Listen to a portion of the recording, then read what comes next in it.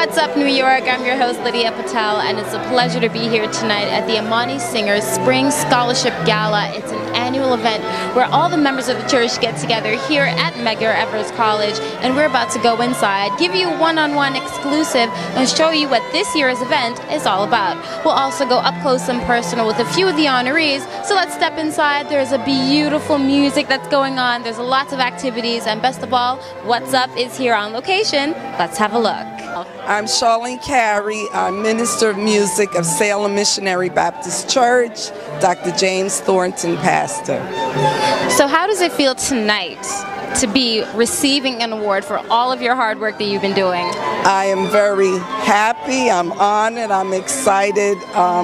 You know, it's wonderful to be appreciated, and I'm so excited, and I thank Professor McMillan and the Imani Singers for this beautiful event. It is a beautiful event. It's so nice to have everybody in Brooklyn here tonight looking absolutely wonderful and having this opportunity. For those who may not be aware, what does your position really entail? Okay, as Minister of Music, I oversee all of the music in the church. I happen to also be a musician, so I play for many of the choirs, but basically I'm in charge of the music, all the music that we sing, to make sure that everything goes along with the worship services, oversee the choirs. Big job. Just get all the music done. Yes. It's quite a big job, Yes. Absolutely. What advice would you give to anybody who's into the gospel, looking to get into this and not quite sure where to get started? Well, I started as a youngster in my church, playing for the different choirs, but I really believe this is a calling, and my personal belief is you must have a relationship with Jesus Christ first. Amen. And the music is to honor Him and glorify Him.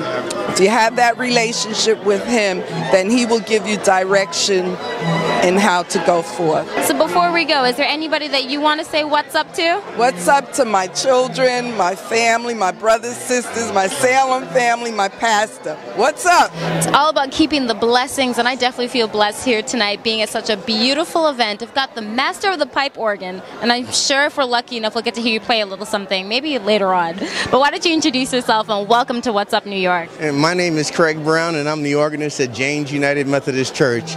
I've been in the business for about 33 years, and I'm grateful to have this opportunity, and I'm grateful for this honor. So has organ always been one of your key instruments that you've loved to play? How did it all get started for you? From the time I was 6 years old, the first time I heard the organ, I knew that's what I wanted to do. And I wanted to be a church musician. That's what I wanted to do. So what about those who actually want to take this up as a career in terms of music? That's another avenue of pursuing your musical career. What advice would you give for that? We need church musicians to minister to our people. So that's why I'm saying that young people, you have to consider taking up the field of music, church music, because we need ministers of music to minister. Now, what do you feel, and what's your opinion about how the gospel scene has basically exploded? Now there's television networks, not stations, there's the whole networks, there's the music. And to be a part of that, how do you feel about that all coming all together? The gospel music has its place. All kinds of music has its place in church. So it's good to have gospel, but it's good to have classic, spirituals, and all different kinds of church music. That's great. And before I let you go, of course, I got to ask you, who do you want to say what's up to? What's up to is my wife, Betty, and all my people at James United Methodist Church, all the people in the community. What's up? Once again, we're here on location for the Imani Singers Scholarship Award Gala. A lot of people are getting honored here tonight, and it's so wonderful to see so many beautiful people who are doing a lot of hard work in the gospel come out and receive an award. Why don't you introduce yourself to everybody at home? Well, my name is Linda Brockington. I'm the Minister of Music of St. Anthony Baptist Church in Brooklyn, where the Reverend Dr. Dwayne E. Cooper is pastor and Reverend Booker T. McCollum is pastor emeritus. That is wonderful. So one of the main things is you are actually receiving an award here tonight. Yes. So how does that feel for all of your accomplishments to do this hard work to get recognized? Well, you know, I didn't do it to get recognized. You got to do it because you love it. And then the recognition will come. If you're doing it for recognition, it may never come. And in my case, it almost didn't come. So it's been a long time. You just do it because you love it. You have to do this because you love it. It's a very thankless job. But we thank God that God appreciates what we do. But you have to do it because of the love of the music and the people and the ministry. Absolutely. Yes. I completely agree. Now, how is it, do you find it a challenge, I should say, to balance doing the church, ministering this music, keeping a home life, a personal life? How do you maintain all of that? I don't have a life. That's what happens. You know, I'm also a minister. I work for a hospital as well and do this. So I'm always, and I do music somewhere else as well. So this is my life. So that's why I'm able to balance it. It's not really a balance because, you know, all work and no play, but I enjoy it. Absolutely. Yes. Is there any projects that are coming up? Are you potentially going on any tours or maybe visiting any other churches, bringing your music elsewhere? Well, I do that often. I'm getting ready to go to Hampton. We go there, you know, that's something that goes on every year. And I don't know. We'll see what the future holds. Yes. Yes. One last question before I let you go. Is there anybody that you want to say what's up to? Oh, well, what's up to my mom? She's here. She's been my biggest supporter. And she's the reason why I'm in ministry at all and in the church.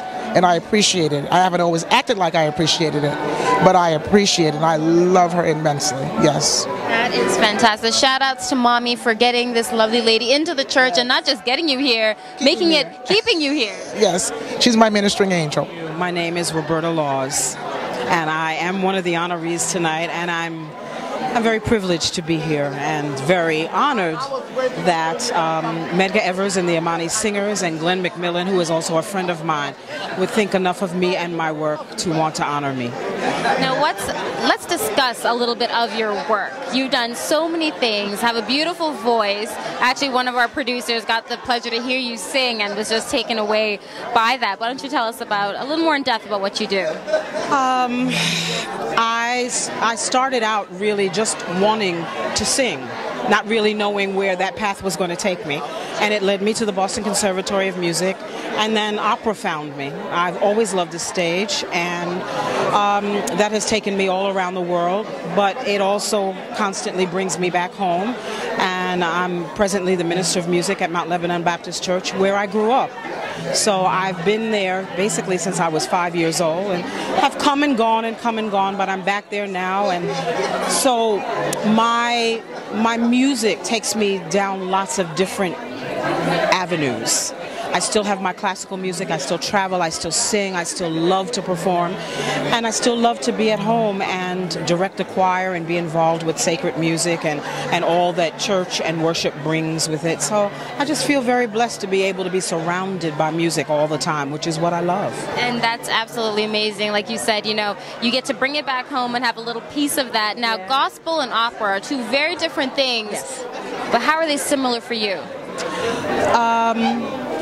Because music speaks. It doesn't matter if you're talking in the classical vernacular, or if you are speaking in the gospel or the spiritual, or there's also classical music in church in the form of the anthem. So it's all relative. It's just all music. And to me, I mean, there's difference in texture and style, but at the end of the day, it's just all music, and music speaks no matter what. So would it be too much to ask you which one would you choose if you had to choose? Well, I didn't choose. It chose me. So classical music chose me. My voice was clearly a classical-oriented voice from the time I was a child. But directing music in my church, I'm not really singing gospel, but I'm teaching it and teaching my choir to sing gospel music, to sing inspirational music, also to sing spirituals. So that particular thing chose me to be able to give to them. So, you know, you don't really get to choose. No, I don't really think you get to choose. Sometimes it just chooses you. But before I let you go, who do you want to say what's up to? Who do I want to say what's up to? I want to say what's up to all of my friends who have wished me well tonight, who could not be here, and in particular my Mount Lebanon family who could not be here, but just sent me here with love and support. And that's the best gift they could give you. It is. It is. What's up, New York? As we are continuing our coverage, we've got honoree Dr. Proctor here with us tonight. How does it feel, Dr. Proctor, to be recognized for your work in this field? I feel very honored to be recognized, and one of the things I always like to do is to let my music speak for itself. I'm Minister of Music at Bridge Street AWME Church, the pastor there, and I've been there now for almost 25, 30 years. 30 years, I'm still there. Through all the trials and tribulations as a music director dealing with choirs and everything else, but we weathered the storm and everything, and I'm glad to be recognized. Well, as a music director and having so many years experience, how has musical directing changed over the last few years and even most recently? Well, one of the things that is happening in music today, it's a clash between the traditional gospel music and hip-hop gospel music and the contemporary music. But as a musician, I've learned to play and appreciate all types because we're serving one God. Absolutely, and if that's a way to bring in the younger crowd and to keep everybody together, you can't really knock it. That's something you'll have to roll with. Any advice for people who want to get into musical directing? Well, one of the things that you must have is patience. And once you have patience and you're willing to learn, then it wouldn't be a problem. It wouldn't be a problem. And patience, that's one of the key things. So I think we're going to bottle that up, and if we could have a recipe for that, I could use a little bit of patience myself sometimes. Well, Dr. Proctor, thank you so much for joining us, and once again, congratulations here tonight. And the pastor of my church is Dr. David Cousin. He's the pastor of our church. And I would also like to thank the members of Bridge Street Church for supporting me this evening. Thank you. Wonderful. And before I let you go, who do you want to say what's up to? I would like to say what's up to all of my friends. All of my friends. I'm from Guyana. All of my friends, especially the Guyanese section of things. And I have friends in every island as well as Americans, and I'd like to thank them very much for their support and everything. Well, what's up, New York? I hope you enjoyed this very special episode here at Medgar Evers for the Imani Singers Scholarship Spring Annual Gala that took place here tonight.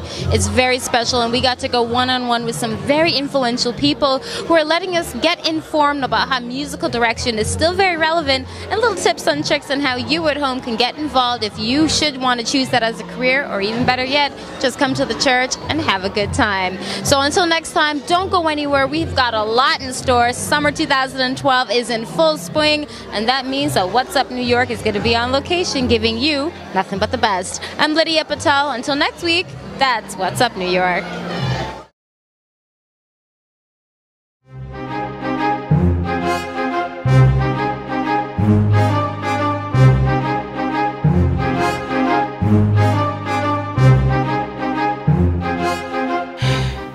We're gonna need a good lawyer.